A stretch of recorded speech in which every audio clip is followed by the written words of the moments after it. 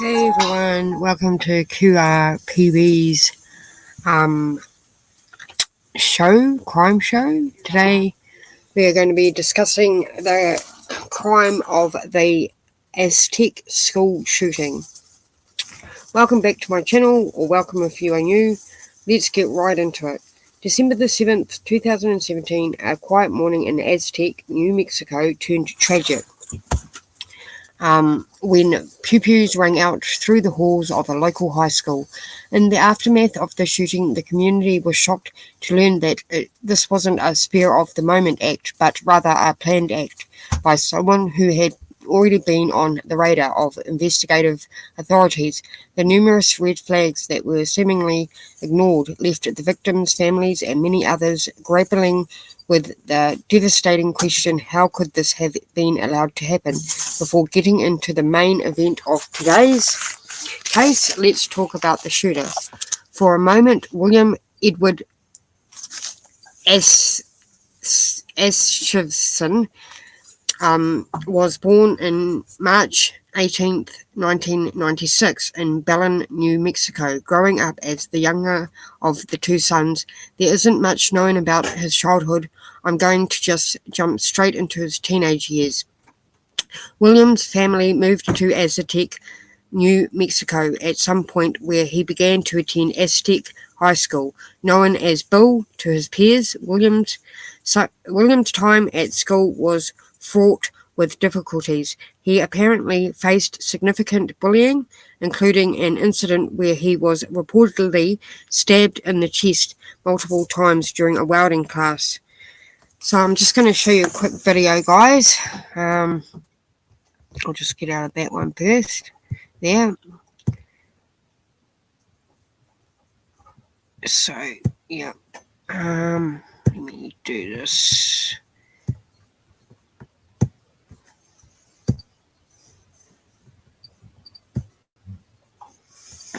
Hold on. I've got to go there myself, of course. Where are we? Videos. Okay, so this is just a little bit about the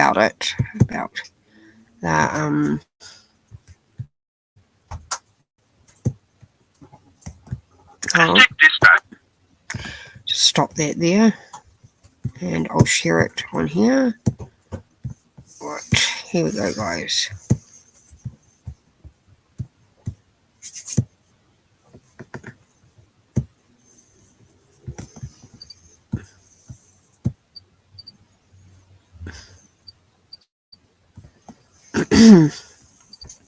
So here we go. Aztec dispatchers get flooded with calls about an active shooter. They start sending police toward the high school. We got shots fired at Aztec High. Parents of Aztec High students called to ask for information. Some of them are still on the phone with students inside. I'm really freaking out. Aztec police arrived soon after. I saw somebody else come on the breezeway. So I raised my gun, and I realized it was Emery. Emery's the maintenance guy. The school custodian says he followed the shooter and points police in the right direction. We could get in, so I fired, I think, 3 rounds through the door window, and then I shoved my rifle through it and swept the class out. A lieutenant who's one of the first on scene tells a detective the hallway was smoky. He moves through the school and comes across William Atchison on the ground with a gun in his hand. There was a pool of blood, and he looked at me. He was lifting his head and was looking at me. Atchison killed himself, but not before killing 2 students near the bathroom where he got ready. Just wish I got there quicker.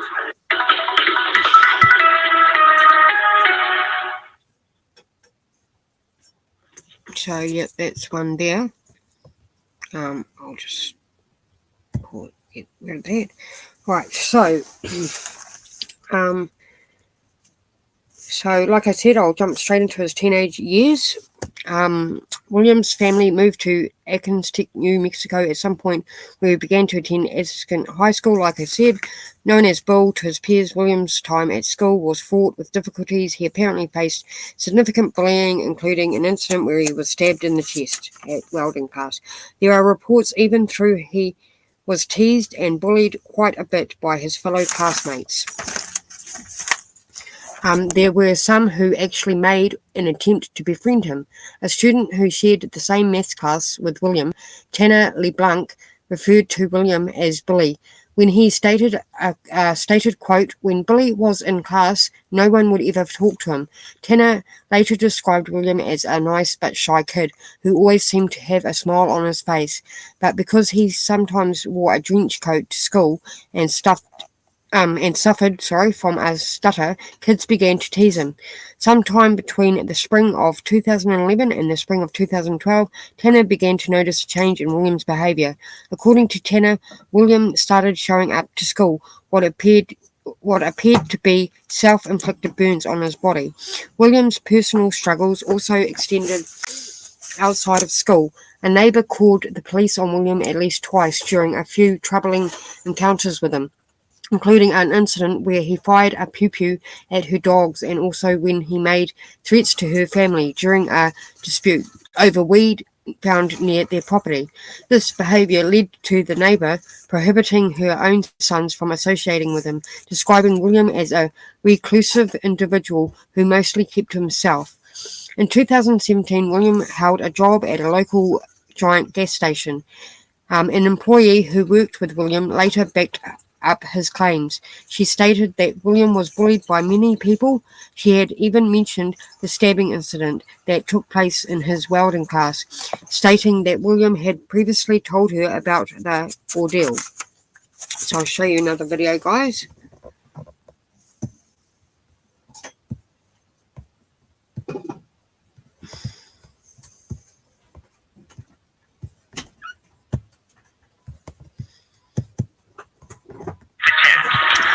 Breaking news. Okay, so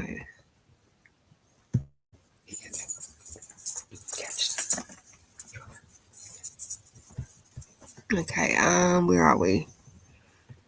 Okay, so now I go and then I'll just reshare it now, guys. Sorry.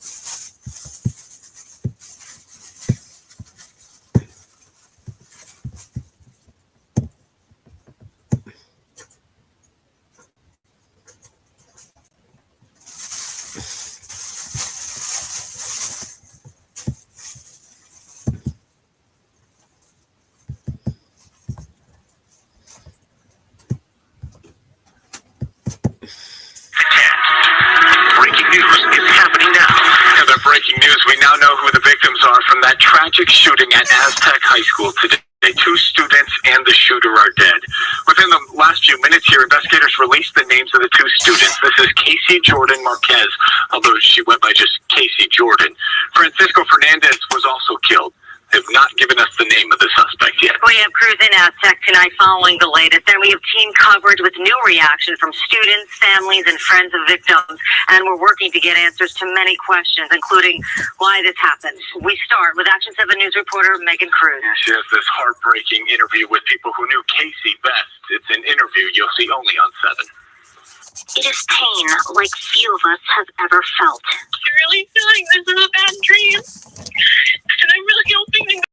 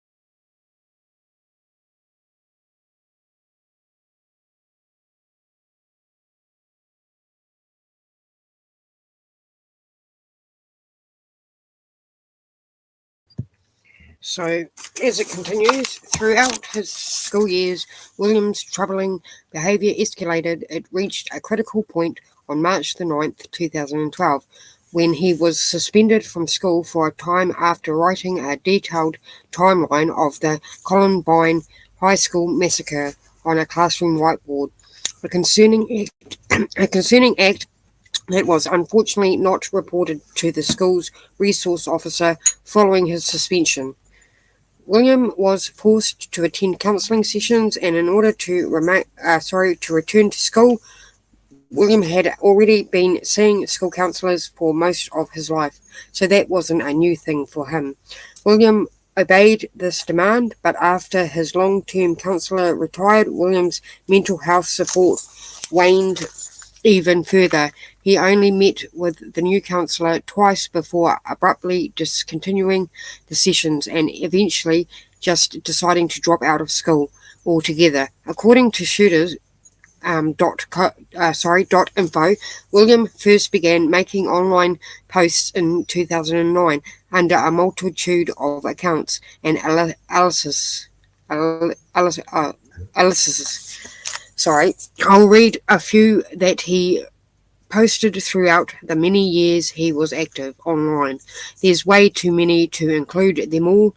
The posts range in topic, but includes ones such as racism, white supremacy, and extreme violence. It's interesting because there are a few posts here and there where he seems to be positive, and also somewhere he sympathises with the victims of school shootings, which obviously isn't consistent with the usual subject matters of his posts. One post from September of 2009 reads, quote, "I'm going to grab a knife and shove it in the neck of my mother.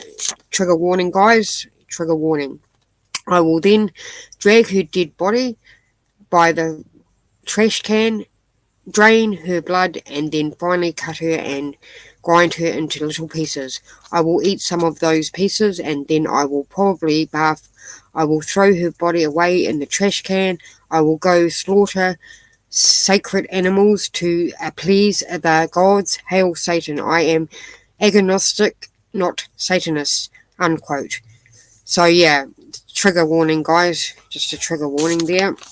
There wasn't much actively in the next few years, but in 2012, William and a friend were chatting back and forth, and William actually mentioned shooting up his former high school, among other places. In 2014, he made a post that said women should not be allowed to enter into the military or government, nor should they be allowed to vote. They should be demoted to sex objects to be sold by their fathers to all genetically superior people. And the post in the same year reads, mass murder is the purity and cleansing of a corrupt, degenerate gene pool. Williams' feelings of loneliness, frustration with life in rural New Mexico were expressed in yet another online post in 2014, where he conveyed despair over his life, direction, and his difficulty in forming friendships. The post read, "Look, I'm sorry if I'm rude or hateful or anything, but I don't know what to do. I've lived no life for nearly 19 years, most of which was in the miserable Sun Belt. Did you know New Mexico has the 4th highest suicide rate?" The post later reads, "Every day I wake up filled with misery, boredom, and hatred." If It goes on to read, "Should I escape this dump or deal with it? How can I become polite and make some friends out there in this world?" This plea for advice went completely unanswered, despite having a few wandered views. His brother later expressed that he believed William was only trolling when making posts such as the one we just went through. You can't help but wonder if these posts were a clear indicator of his true personality. At home, William's own father, Wayne, was also noticing troubling behaviour. So I'll play a couple more videos and then that'll be us. There wasn't much on this, as you all know.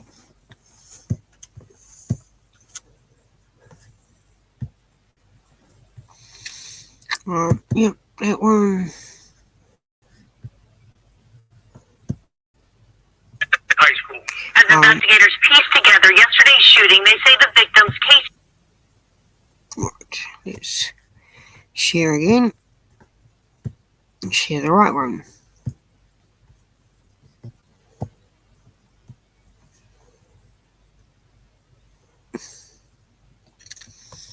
I need to go back to the start.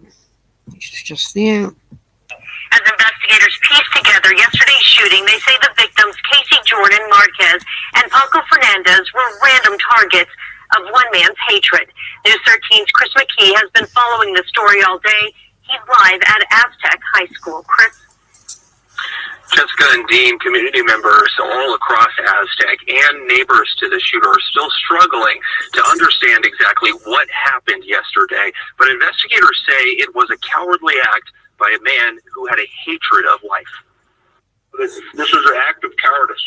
He disguised himself as a student to sneak into Aztec High School with a gun and kill 2 teenagers at random, leaving the community broken. His name is William Atchison.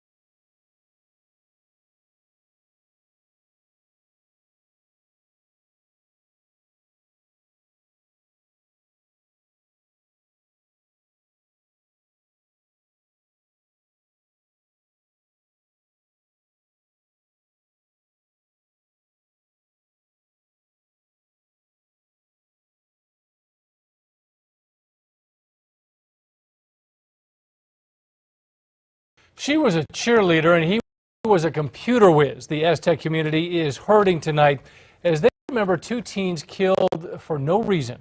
Here's News 13's Marissa Lucero with more on how people are honoring their lives. Marissa? Dean, students are still in shock and trying to process everything that happened, all of them still comforting one another.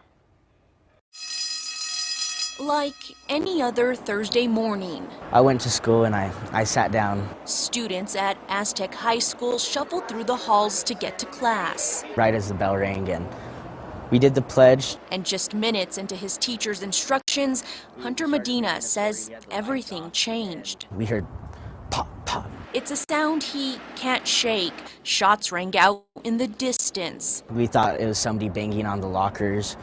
There wasn't anybody shooting up Aztec High School, you know, not our small little town. Later, Medina learned his friend Paco Fernandez was the shooter's first victim. He went to the bathroom and he never came back. Fernandez encountered the shooter in the bathroom, sparking the first gunshots that put the school on lockdown before the killer could get into a classroom full of students like he'd planned. That in itself, that kid's a hero. A hero who excelled in computers. How fast you can type on that computer, and he was beating every kid in his computer class, as well as his teacher. The second victim, Casey, an Aztec cheerleader who was getting ready for a trip. Grandmother was buying clothes for her to travel to Florida because she was going to be performing as one of the national cheerleaders in the Orange Bowl. And even as the rising sun marks the start of a new day, those who lived through it are still trying to find their way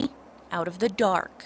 People were hysterical, like it was frightening, like staring death in the eye, you know what I mean? Like nobody wants to go through that. High schoolers shouldn't have to go through that. And we also heard from Casey's high school cheer coach tonight. She says she's grateful for all the outpouring of support from community members and even cheer teams across the country. Back to you, Jess. All right. Thank you, Marissa.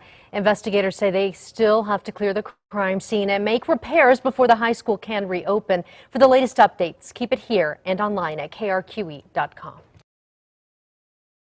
She was a cheerleader and he was a computer whiz.